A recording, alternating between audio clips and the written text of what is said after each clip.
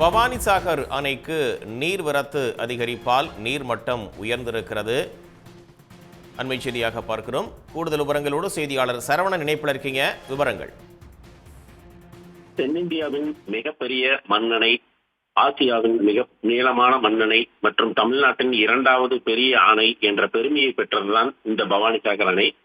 தற்போது அணையின் நீர்மட்டம் இன்று காலை 91 அடியை எட்டியுள்ளது. அணையிலிருந்து திறந்துவிடப்படும் தண்ணீர் மூலம் கீழ்பவானி, காளிங்கராயன், தடப்பள்ளி, அரக்கன்கோட்டை, வாய்க்கால் பகுதிகளைச் சேர்ந்த ஈரோடு, திருப்பூர், கரூர் உள்ளிட்ட மாவட்டங்களில் உள்ள 2,47,000 ஏக்கர் பரப்பிலான நிலங்கள் பாசன வசதி பெறுகின்றது. ஒகேனக்கல் காவிரி ஆற்றில் நீர்வரத்து அதிகரித்திருக்கிறது. வினாடிக்கு 18,000 கன அடியிலிருந்து 24,000 கன அடியாக நீர்வரத்து அதிகரித்திருக்கிறது. கபினி அணையிலிருந்து உபரி நீர் திறக்கப்பட்டதால் ஒகேனக்கல் காவிரி ஆற்றில் நீர்வரத்தானது அதிகரித்திருக்கிறது. இதனால் சுற்றுலா பயணிகள் ஒகேனக்கல் அருவிகளில் குளிக்க 2வது நாளாக தடை என்பது விதிக்கப்பட்டிருக்கிறது.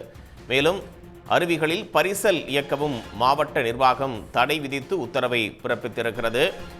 ஒகேனக்கல் காவிரி ஆற்றில் நீர்வரத்து வினாடிக்கு 18,000 கன அடியிலிருந்து 24,000 கன அடியாக அதிகரித்திருக்கிறது.